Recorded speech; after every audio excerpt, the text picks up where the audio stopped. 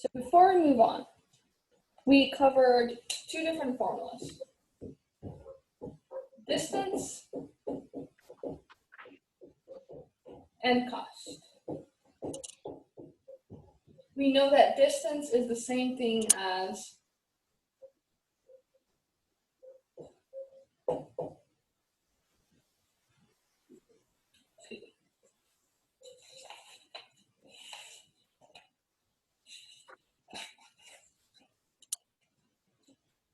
the rate multiplied by the time. Yes? I was just saying that what you were saying. Okay. Rate times time. And we have the option of manipulating the formula. So we're just going to go ahead and simplify it. So if we want to get the t, we can go ahead and divide by both sides. And t is equal to distance over r. And then likewise, if you want to go ahead and get the rate, you can go ahead and just manipulate the original formula. And you will ask, okay, miss, this is like really complicated. How am I supposed to remember all of this for like one type of question on the exam? You don't have to. Just remember that rate is distance over time.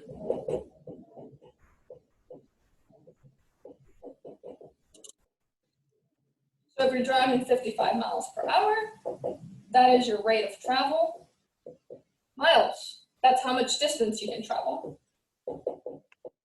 Hour, that's a measurement of time. Same thing with cost. You're going to have three different variables. So your total cost of something is number of units times the price per unit. Same thing as with the distance equation, you can go ahead and simplify it. So with number, we're just going to have an n, and for price, we're going to have a p. You can go ahead and manipulate it. Let's say I want to just have the price. I can divide by n on both sides. And the price is the cost divided by the number of units. It's much easier to remember the formula. Like here we intuitively, which means that we could just remember it like from our hearts, as rate is distance over time because of 55 miles per hour. With this, we can intuitively remember it by price per unit.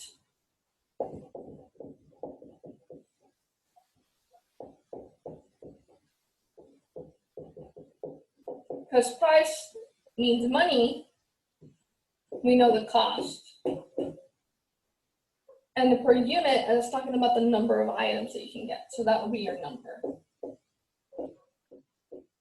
So P is the same as cost divided by the N. So these can show up as word problems. And something else I do want to point out is that the units of measurement that they give you in the question might be different from the unit measurement they're asking for. So let's say that they're giving you the time in minutes, they might ask for it in hours. Or they can even ask if you leave McAllen at 2 p.m. and you're traveling at 55 miles per hour, what time would it be when you've driven 200 miles? So you have to calculate how much time and then add it on. Now, if you do cost, we know the different types of questions that we can get are trying to calculate anything within. So let's say we want to know our budget. If we have a budget, we can go ahead and buy something for a party. Or also trying to see how much is going to be the total cost of something. Can I go ahead and erase? Yes. All right. I had to go ahead and do the extra little recap was because it wasn't recording and I had to get the extra recording added in. No, it's okay.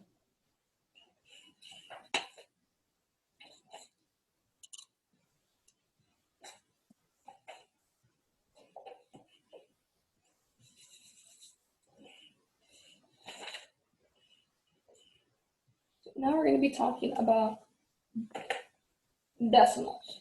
In the previous lesson, we talked about numbers based right here. So let's say that's a decimal point.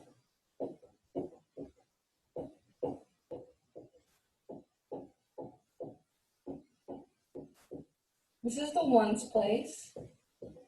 This is the tens place. This is the hundreds place. And this is the thousands place. So I have a number, let's say, 1,572. The 2 is in the ones place. The 7 is in the tens place. The 5 is in the hundreds place. And the 1 is in the thousands place. So we know that because we have our little decimal point. Our decimal point's not always going to be there. If there's nothing else after the decimal point, it'll just be invisible. But what do we call the numbers on the other side of the decimal point? So those are going to have a different name.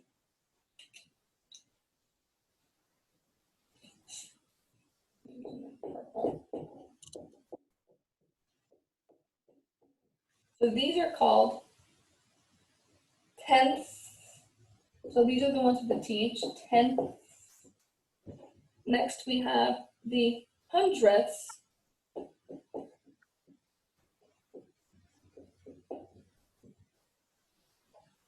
The thousands.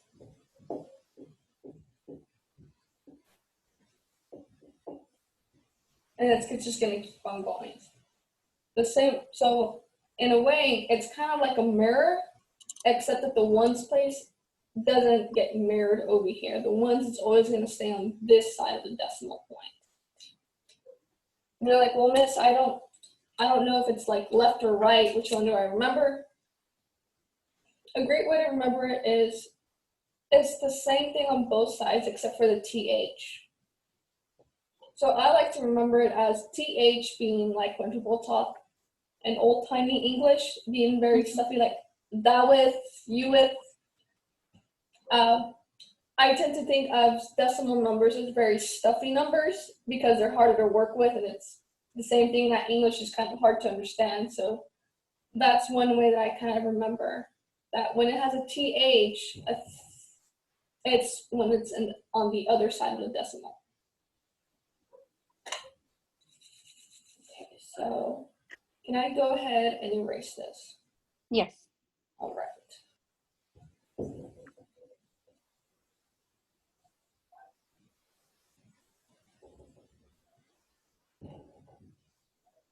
So in the last class, we talked about rounding. So let's say we have a question that says,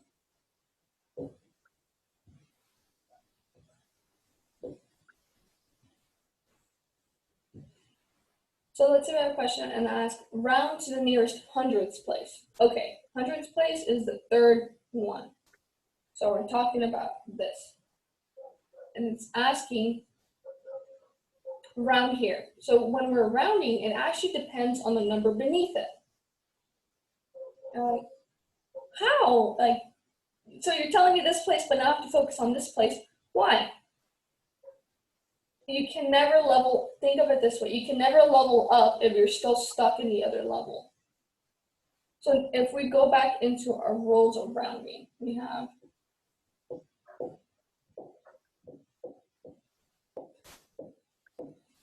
and 9.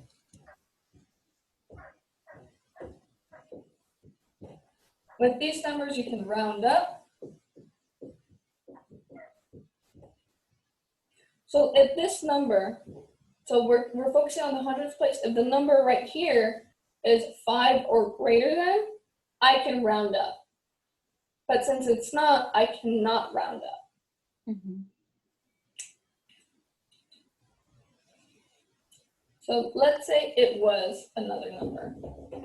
Let's say it was a 9.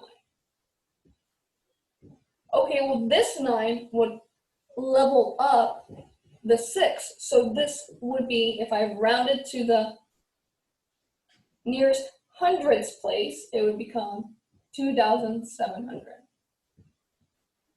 So now we're thinking, all right, this, another way to think of it is the hundreds place is going to be kind of like the rest of a name for the number, and everything else is just going to be pretty zeros if you're rounding up. And this is a lot easier. If we erase this, this is a lot nicer to read and look at compared to this other messy number. Mhm. So I'm going to go ahead and erase this because now we're going to be doing rounding with decimals.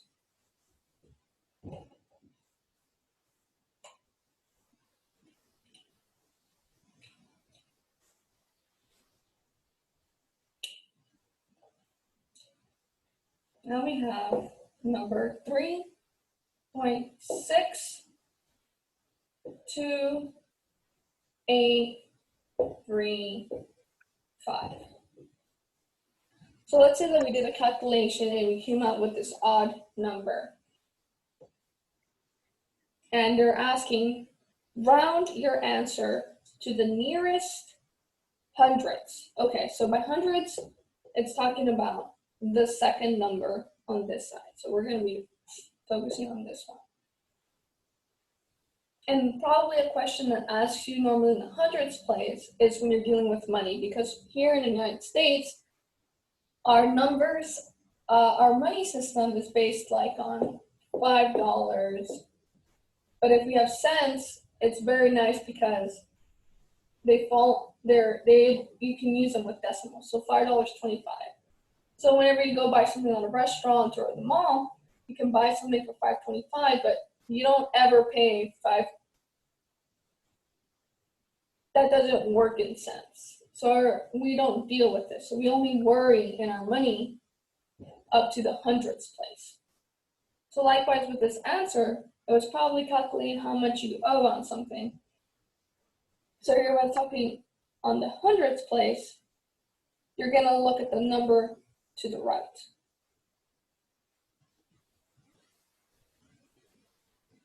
And you're like, well, I know that over here we look to the right. Over here we also look to the right? Yes, because the rule is if it's on this side, the number is going to be smaller. Because I know 20 cents is bigger than 5 cents based on that rule. So this number right here is going to determine whether I'm going to level up over here. And based on our number scale, if it's equal to 5 or greater than 5, it will level it up. And it will. 8 is bigger than 5.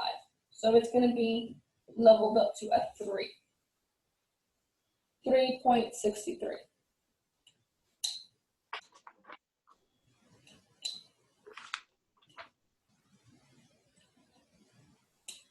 I can totally see if there's a multiple choice question, you might have different answer choices rounded up to different places. If you're not sure about your vocabulary, one way they will get you is that they'll do this.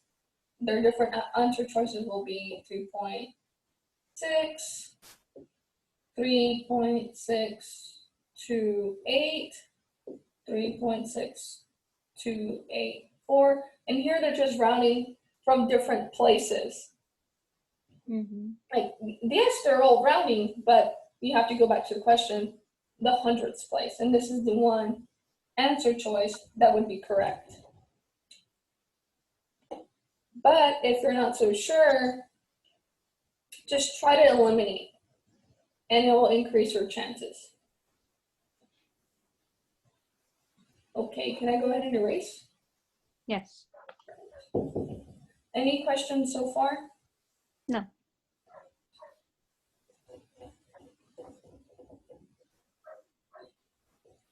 In real life, we only really focus on rounding when it comes to money.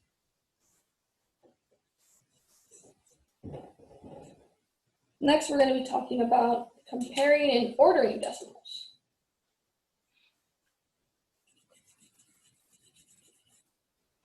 So let's say there's 2 people racing. So let's say we have Juan and Joseph. And they're both running in 100-meter dash.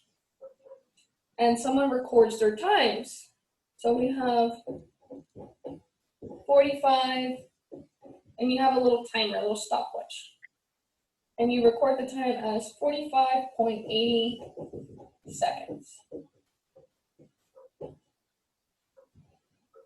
And Joseph has a time of 45.66 seconds.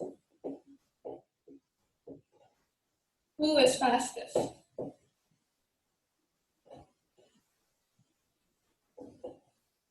Who is fastest?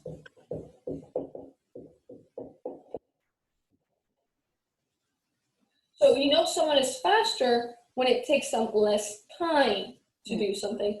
We could even go back to our old formula of rate and distance over time, but intuitively we know if it takes less time to do something, you're therefore the fastest. So based on this reasoning, we know that this is a smaller number than this one. So we will say that Juan is fastest.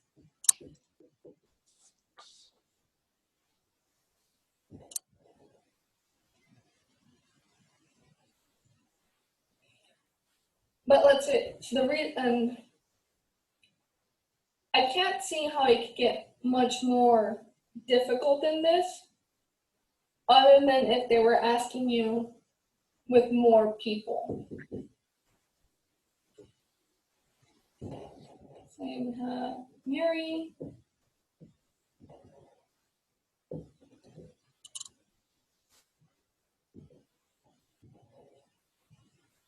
So we know 32 less than 45. So now here, she would be the fastest.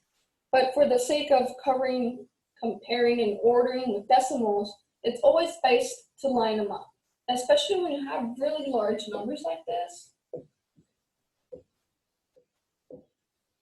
And you're trying to compare it with,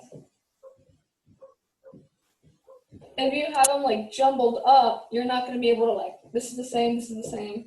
Like say, okay, this one is a smaller number. Mm-hmm. So that's more of being practical. So can I go ahead and erase this? Yes.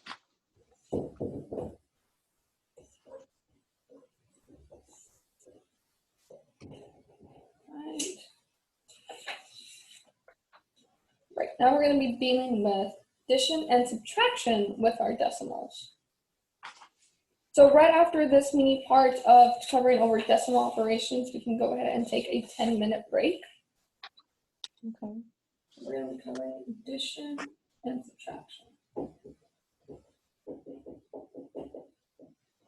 So with the decimal point, normally when you would add like a big number, like let's say 365 plus 7, when we're adding, it's actually very nice to move the number right here. Move it to the right so they're lined up. But when you're adding decimal points, like let's say you have 36.5 and adding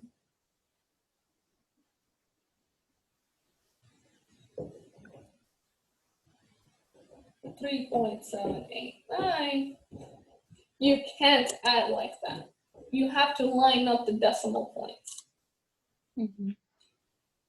Excuse me. So we have to go.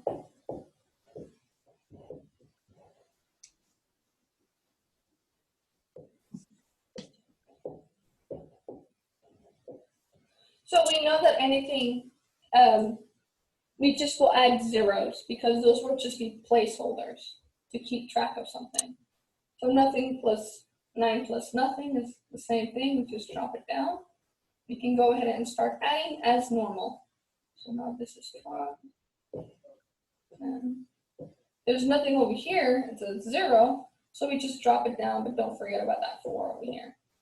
And now I say, okay, well, where's the decimal? Because there's no way when I'm adding 36 and a 3, am I going to get 40,000? We have to go 1, 2, 3, 1, 2, 3. So we know the number is 40.289. So that's just a rule. We have to go ahead and line up according to the decimal. And actually here we're also lining up at a decimal because there's an invisible invisible decimal right there.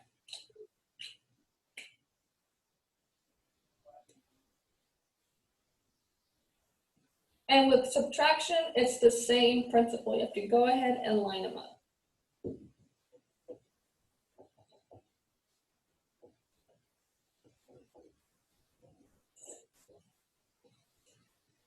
Okay, so we can go ahead and take a 10-minute break. I'll put a little timer. And when you hear the little ding ding, that's probably when I'm going to start lecturing again. Okay. All right.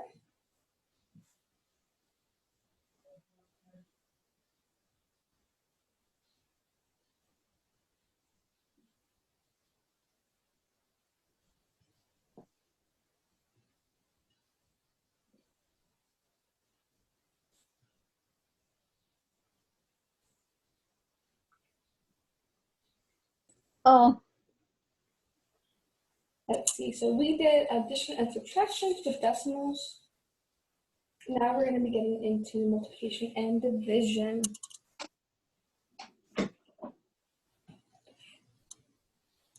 So the same rules apply, like what we saw in addition and subtraction. We're also going to be seeing with multiplication and division of decimals. Just get right here, decimals. That way people who are watching the videos, decimals, and are trying to skip certain parts can know what I'm talking about. okay. So the great thing here, when you're adding and subtracting, you have to line up decimals. So let me do a comparison, a little T-chart. Addition and subtraction. I ran out of space.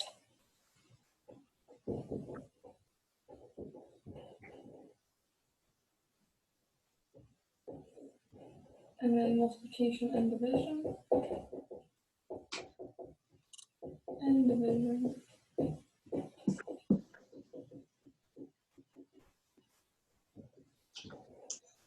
Here we have to line up decimals.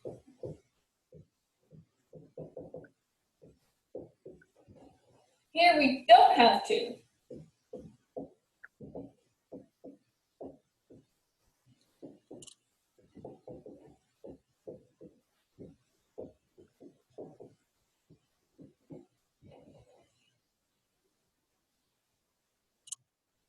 So like, okay, well, where is going to be my decimal place?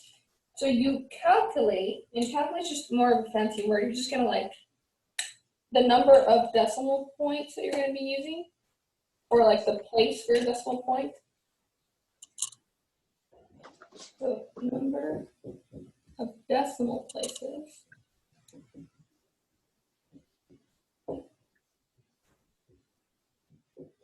is the total number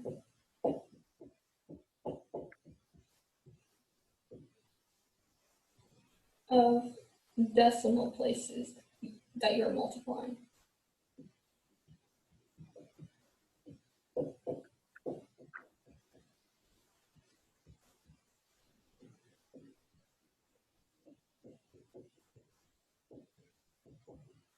All right, so that's fine and dandy. I know what it's going to be for multiplication, but then for division, it's going to be something else. So let's focus first on multiplication. So can I go ahead and erase this? Yes. Erase.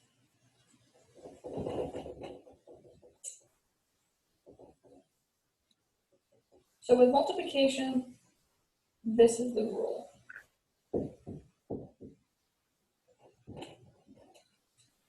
And sometimes when things are written out in like math language, it's sometimes a little bit difficult to understand exactly what it means.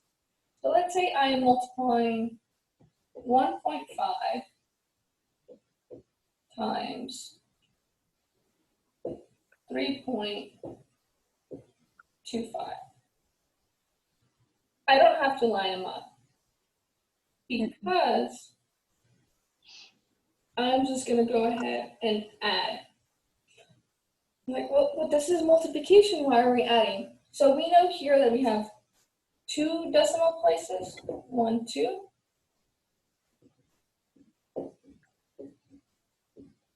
And here we just have 1 decimal place. So in total, we have 3 decimal places.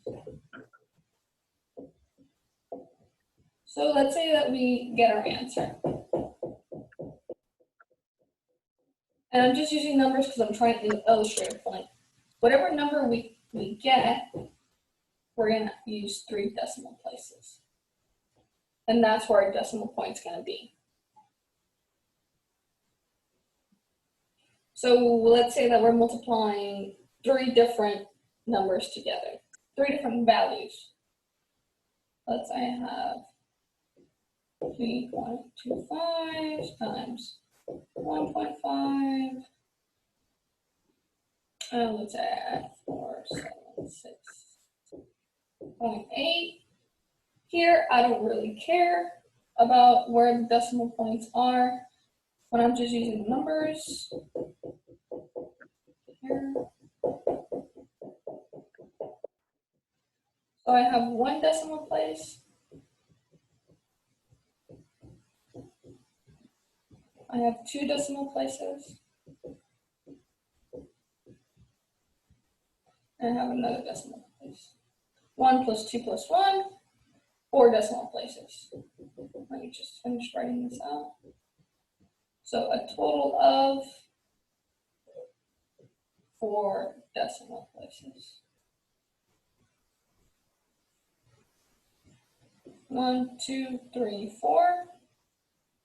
That's where our decimal place will be. And that's actually very nice to deal with. If the rule was any other rule, I think it would be a lot more challenging to multiply with decimal places. Mm-hmm. So something very, very tricky where they could get you on is something like that. Well, your final number will be adjusted for that. So whenever we know that whenever we're dealing with zeros, it creates like a whole nother column of zeros. It's going to shift the numbers this way, and there's probably going to be a 0 there anyway. So do keep that in mind. Let's say that you get like an answer. Let's say our answer, just for argument's sake, is 375.4568.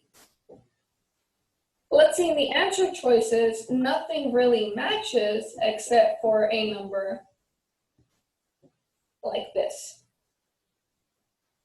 This number and this number are one and the same. They're both equal. But let's say let's say that this option's not in your answer choices and this is what you got, but they have this one. Go ahead and select this one. But if both of them are in the answer choice, you're going to go with the truest answer.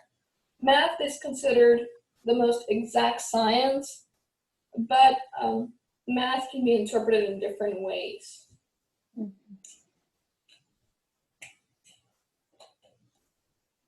Okay, so any questions about multiplying with decimal places? No. Okay. So I'm going to go ahead and erase.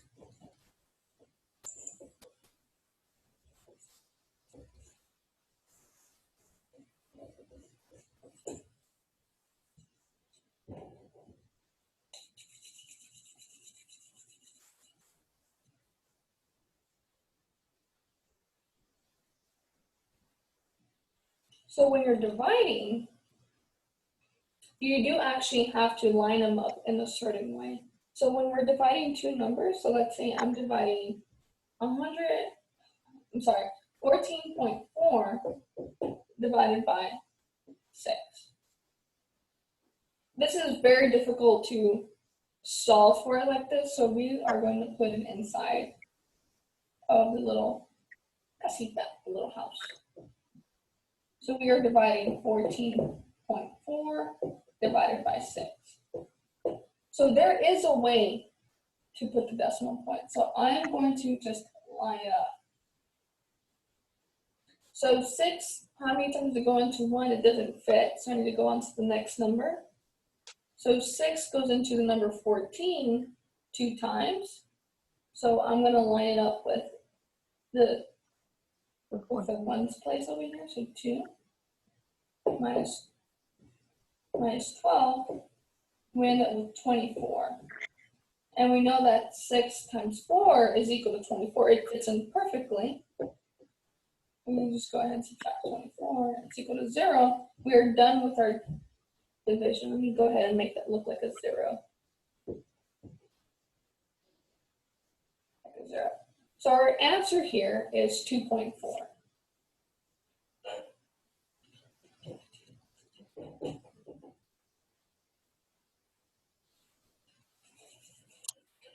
So that noise you might hear is actually a dog. So do not be alarmed. Okay. 2.4. So here it depends on how we line it up according. So we already can predict where that decimal point is before we do any actual mathematical calculation. So with division, you can already kind of guess. And this is actually a little super cool trick if you're running out of time and you feel like, oh goodness, that's like a really long number. I don't have enough time to do all the division. You can go through your answer choices and eliminate the ones that won't fit into the right number of decimal places. So we say, okay, so we have there's only one of the values here that has a decimal. What happens if these two values had decimals? Okay, that's where it gets interesting. Let's use another value. Let's go ahead and use 4.90 divided by 0.35. How much is that equal to? Excuse me.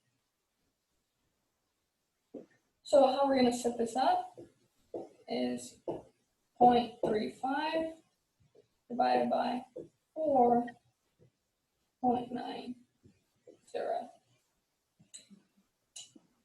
So here we know that there are two decimal places here, and there's two decimal places here as well. So let me use a different colored marker.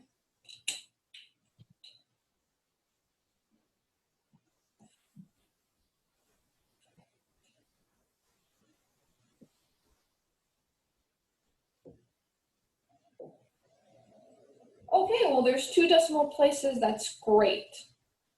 But let's say the question was, since we were talking about how when you add a 0 at the end, it makes the value, it's the same number, essentially. Let's say that we actually had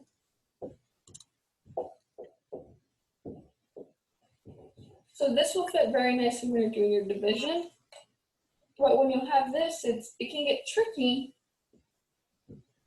We know we have 2 and here we have 1, but we can magically make everything fit together by adding moving another decimal place by just adding the 0. So here it would fit nicely. So if we go ahead and do our math, we know that 490.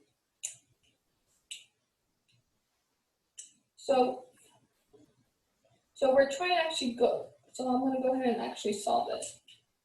So let's just think of it as the number 35, just to make it easier to calculate. So I have 35. How many times can it go into the number 49? It can go into the number 49 only once. So I'm going to go ahead and put a 1 over here. Because remember, whenever we're doing our division, we do it at the end of that number that we're going with our calculation. So here I'm going to go minus 35. So 49 minus 35 is 14.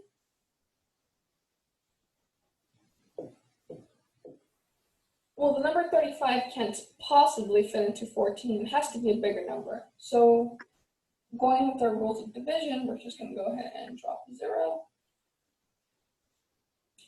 And we actually know that 35 fits into 140 perfectly if we multiply it by 4. So we're going to add a 4.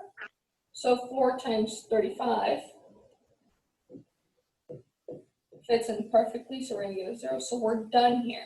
So what is the value 0.14? Is it 1.4? Is it 14 point?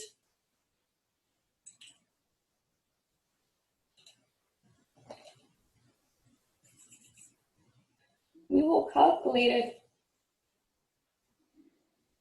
by knowing that our decimal is 2 places. So we know that it fits in perfectly at 14 places. I'm sorry, 14 times, and the decimal point, even though it was here, it will be shifted twice. Questions on this part? No. No? Okay. So if we just go ahead and put it right here. And always a great thing with math is that if you work it one way, you can go ahead and do it the other way. You can do this. You know that 14 times 0.35 equals 4.9. That makes sense. Let's say that we were trying to do this, and like let's say that we got decimal place wrong and we just wanted to double check.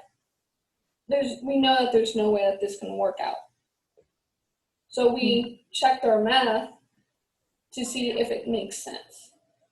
And it only makes sense, so likewise if we had gotten it wrong and put the decimal place here instead, it still doesn't make sense. Exactly. And we do it 14, okay, it finally makes sense. So let me go ahead and erase this.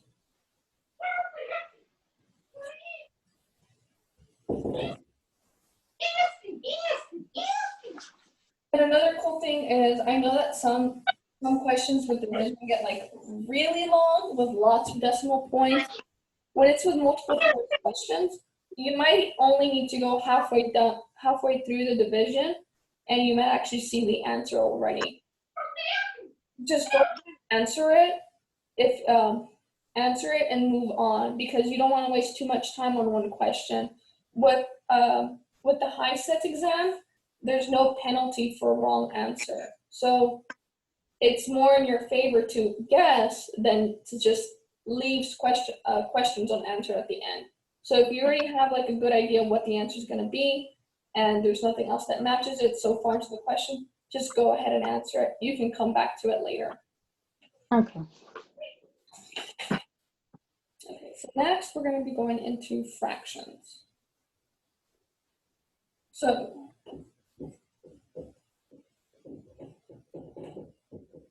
a fraction has a numerator, the number on top,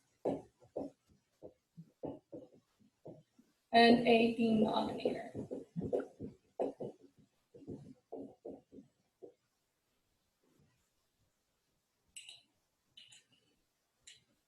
So let's say that I have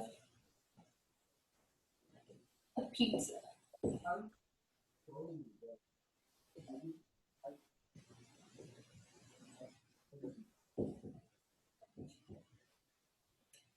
And I ate, so here there's 8 slices. That's how much I ate. But let's say someone else eats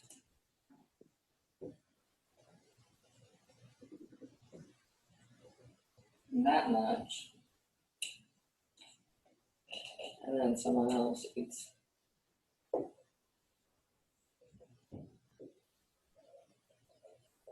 that much.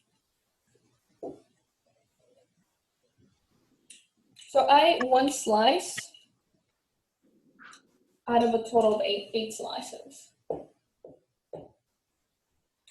This one ate 2 slices out of 8 total slices.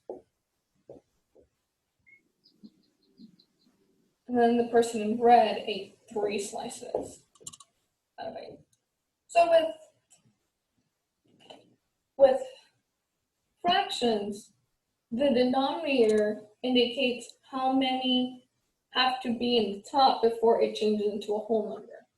So here you know, I did not eat the entire pizza. I ate just a little piece of the pizza. But let's say like there was a bunch of pizzas at a party and someone ate 2 1/8 pizza. Mathematically, this is the same thing as saying 17 out of 8 pizzas. This person ate 17 slices with pizzas that have 8 slices. So this person ate two entire pizzas and then 1/8 of a pizza. So already I know that this person ate more than 1 entire pizza on their own. So these are actually the same value, one and the same, but they have different names. So a proper fraction is this one.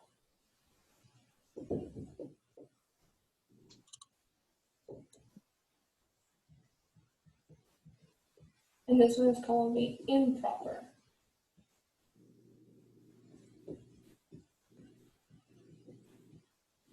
Quite honestly, I prefer improper fractions because I have to do extra math in order to understand that they ate 2 entire pizzas.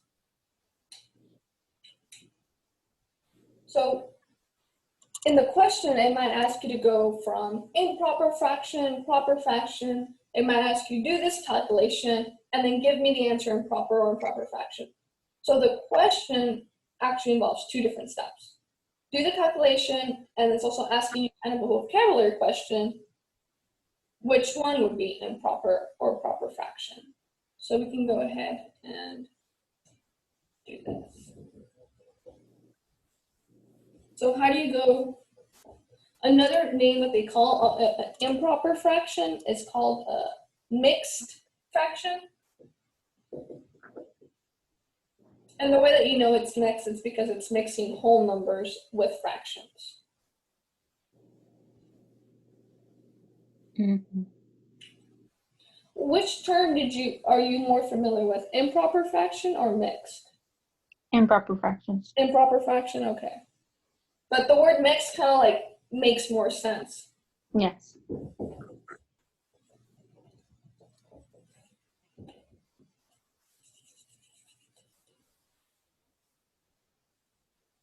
So let's say we have the number 3/2, and we want to get it into the improper fraction. So how many times does the number 2 go into 3? Again with a division. 1. Yeah, 1. And then we're left with an extra number. So it's 1 1/2. So it's 1 and the same. So if you know just how to go backwards and forward, so now we want to go from this number to that number, we could just go ahead and multiply the whole number by the denominator and then add that on. So essentially what we're doing here is that we're going to keep the 2 right here. We're going to multiply it. Let's just say for argument's sake, just so I'm not repeating a bunch of numbers together. Let's say I have 7 1/2. Essentially, we're multiplying 7 by 2, and then we're going to add it to 1. So we're going to get 14 plus 1 over 2. That's a 2. A 15 over 2. That's going to be our answer. So we're going to get these together and then add them up. Okay. Same thing if we want to go the other way. How many times does 15 go into 2? It will go into it 7 times. So we will remove the 7, and then, okay, well, I know that 7 times 2 is equal to 14. 15 minus 14. So we have 7 times 2 is equal to 14. So 15 minus 14 is equal to 1. So that's what we're going to be left over in our numerator. You cannot have a 0 over 2. It essentially just means 0. So if we have something here like 7, you do a calculation and it comes out 7, 0 over 2, you truly only have 7. You probably did math somewhere wrong along the way. Or it just means everything was able to fit perfectly. Because let's say I have the number 2.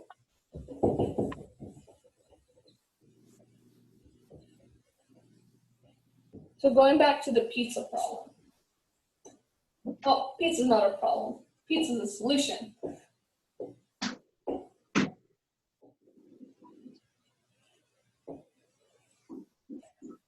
That does not look like a pizza.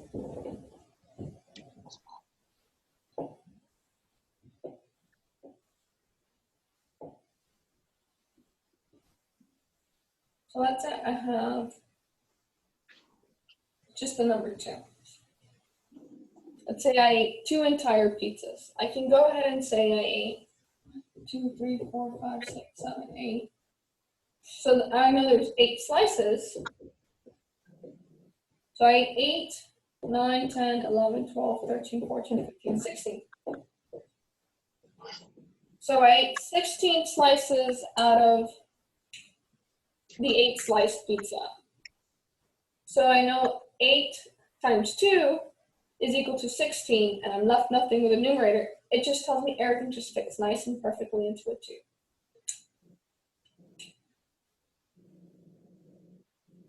Any questions? No. Okay. So I know this is something that we did mostly in elementary school. I think this was covered in 5th grade math. And you're probably asking yourself, well, what the high school equivalency math? Why am I going over things I learned in elementary school? Well, it's going to build up. We're just trying to get over these first few chapters in the first week in order to build up with the pre-algebra concept. Yes. Yes.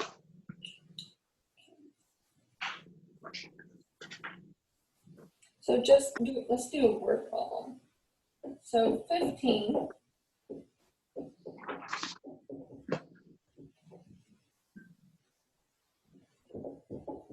out of every 25 people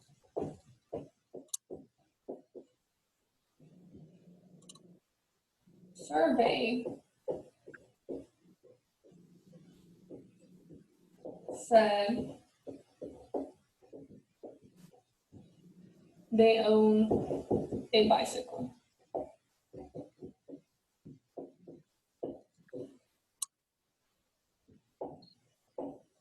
What fraction of people surveyed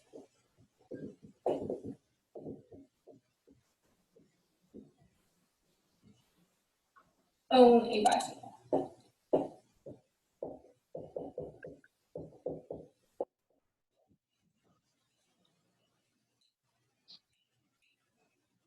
So we have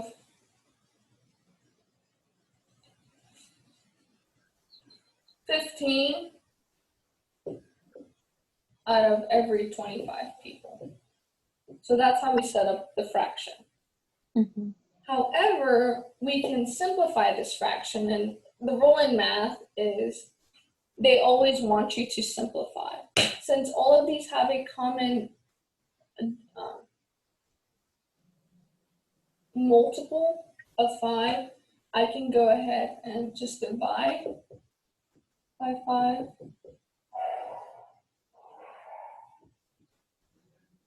Which is equal to 3 over 5. So 3/5 of people own a bicycle. That's a little bit easier to understand than 15 out of 25. Yes. So let's say I have a little chart and this like labels people.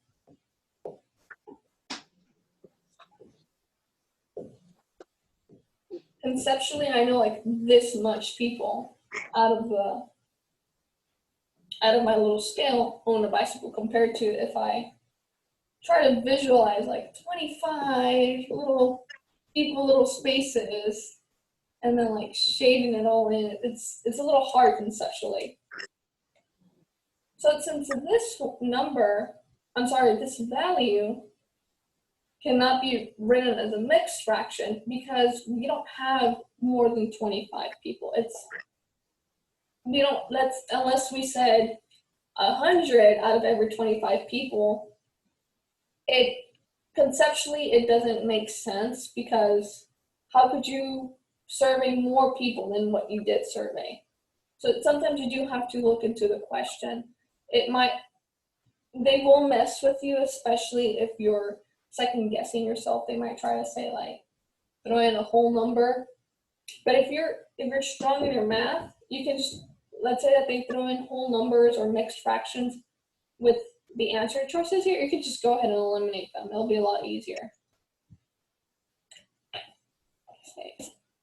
So moving on, we're going to be dealing with, so we already identified fractions. We know that we can convert them from improper fractions, or as they're also called mixed fractions, into proper fractions.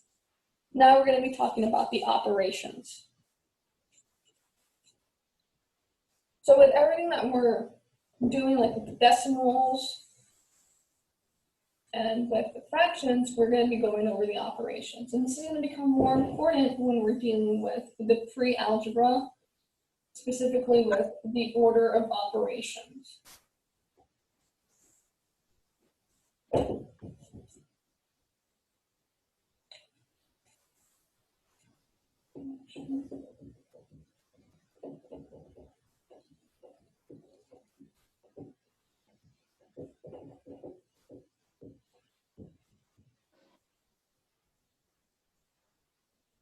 So when you're adding or subtracting fractions,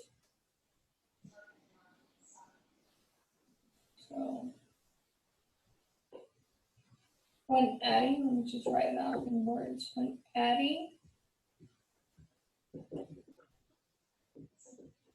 or subtracting fractions,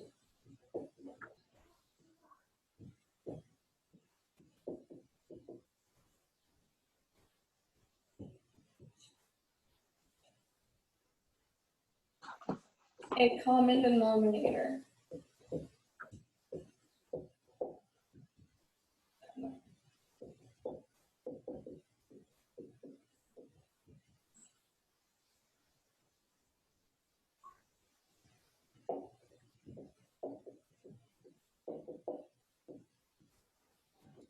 Makes it easier. So you're wondering, okay, well, what do you mean? So let's say I'm adding 1/2 plus 3/4. If I was doing like a little method, like if I do a little bar like this, and then I do another little bar like this,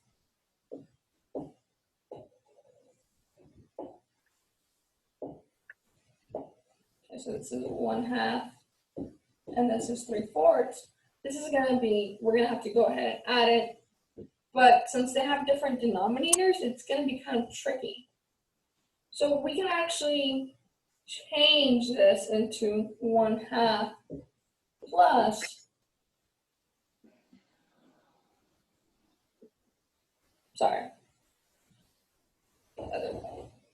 2/4. So whenever you have a smaller denominator, you're always going to increase the smallest one to the number of the bigger one if they're both like multiples of each other, because like 2 and 4, they fit into each other. But if they don't, we're going to go ahead and multiply them together. But right here, I could just increase the denominator into 4, and just to keep it to the same value, I'm going to go ahead and multiply it also by 2. So 1/2 is the same thing as 2/4. If I do that, if I put it in fourths, 1/2 takes up the same amount of space as 2/4. So 2/4 plus 3/4. So with this, since the numbers are both the same, I can just go ahead and just add straight across. So this is equal to 5/4. So with this proper fraction, I can turn it into a mixed fraction. And I know 4, if I want, fits only once into 5, and I get a leftover 1, it's equal to 1 and 1/4. So if I was to add these together, I would get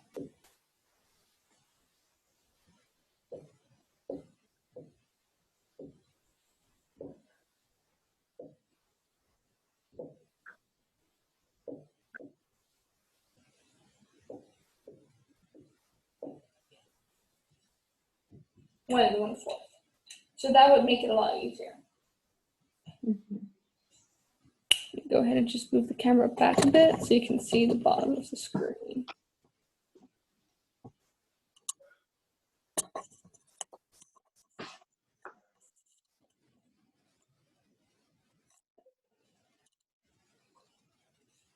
So can I go ahead and erase? Yes. Okay.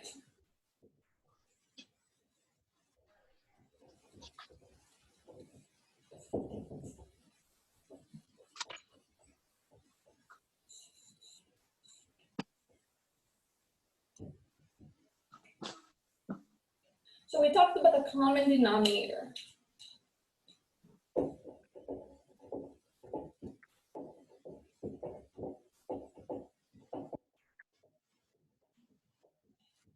So let's say I want to add 1/5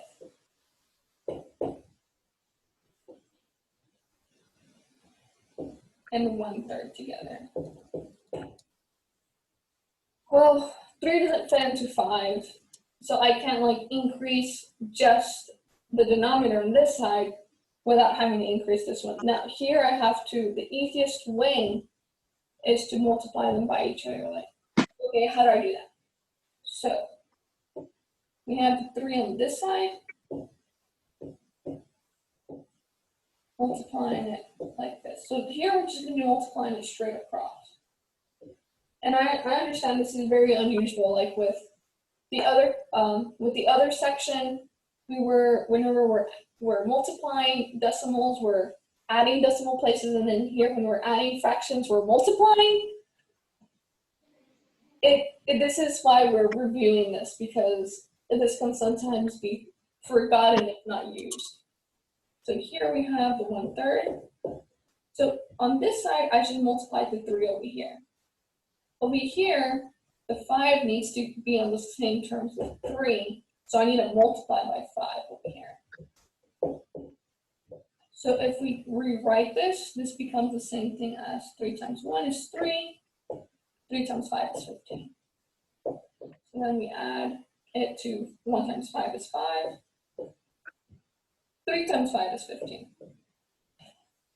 Great, now that we have a common denominator, we can go ahead and just add the numerators straight across. So we have 3 plus 5 is 8 over 15.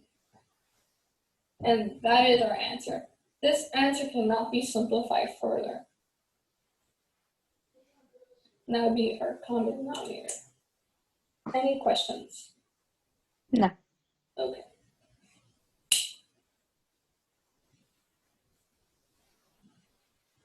Go ahead and erase.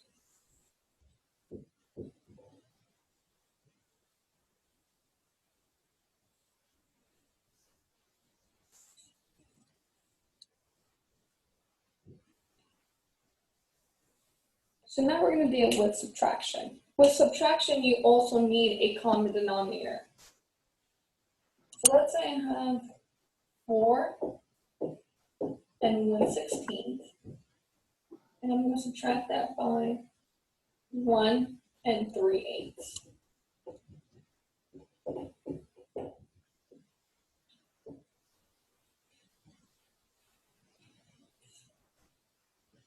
It's much easier when you're subtracting to be using the proper fraction. That's why it is the proper one, because it's easier to do different operations on it compared to a mixed one. It's like, well, I have a 4 minus a 1, but then I don't know if these are equal to each other, so is this really a 3?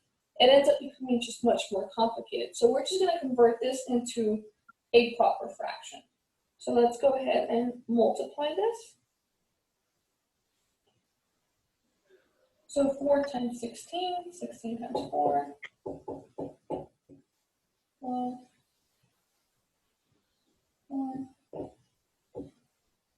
4 plus 2, 64. So 64 plus 1, maybe the numerator all over 16. So we know that becomes 65 over 16. We're going to go ahead and do it on this side as well. So we know that 1 times 8 is 8. So 8 plus 3, all over 8. So we go ahead and simplify that. It's going to be 11 over 8. Okay, so now it's a mixed fraction. So here now we're still at the question. We still can't really work with this. We have to turn them into the common denominator. Lucky for us, 8 fits perfectly into 16 2 times. So for this, we just have to multiply the fraction with the denominator of 8 by 2. This one can stay the same. So if we do that,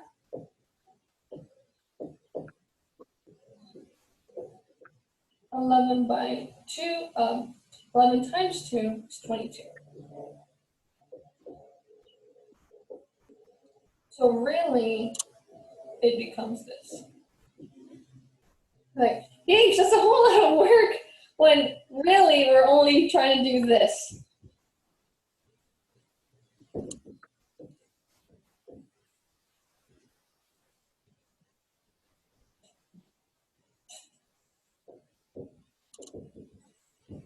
And that becomes our answer. Oh, I'm sorry. I think so I too have to double check. So I have to do 65 minus 22. This becomes 3. This becomes 4. Yeah, it's 43. So this is our answer, and we have it in proper form. But because the numerator is bigger than the denominator, we actually know that this value is greater than 1. So let's say the question asks for you in an improper fraction. So let's say we say that for the party, we're going to need 43 slices from a 16 slice pizza. Okay, well, how many pizzas are we going to need? So here we would just divide. Because have you noticed that the way that fractions are designed, it looks like when you're also the same symbol for division? So we go ahead and do that, and then we can turn this into a decimal point as well, or we can just figure it out and turn it back into a mixed number. Something I do want to point out again, like what I did with the decimal points, again with fractions, when you're trying to apply it to a word problem and it's asking you how many total number of balloons will they need to buy, or how many total number of pizzas, because we know this isn't going to be a whole number, it's going to be a mixed number, but it might be, let's say it's like 5.5. You can't buy half of the pizza at most places. So let's say you have 5.5 pizzas, you need 5.5 pizzas, you're probably going to have to end up rounding up and buying 6 pizzas. Mm-hmm. Okay. So we covered the fractions, addition, subtraction. We can go ahead and do the multiplication and division tomorrow, because that way we have a little chance to review what we covered today, just as a little warm-up exercise for tomorrow. Tomorrow we're going to be covering decimals and fractions on a number line. and we're going to go more into depth on applying our fractions and then like ordering them by seeing like which one's least and which one's greatest. And that's going to be going kind of a prelude to, with algebra, like greater than, less than, like certain values when you're calculating for x and y. Okay, so that would be all for today. Are there any questions? No. No? Okay, so tomorrow it's going to be again through a Zoom link. If I have more people that are able to communicate, because so far there's only been like 2 students, Okay. we might, if more students communicate, I'm just going to be doing it from YouTube Live. With YouTube Live, I won't be able to hear you. I'll only be able to see like anything that you do on like a little chat. Okay. While I'm streaming, there's going to be a little chat instead, and I'll just be reading the chat if there's any questions. Okay.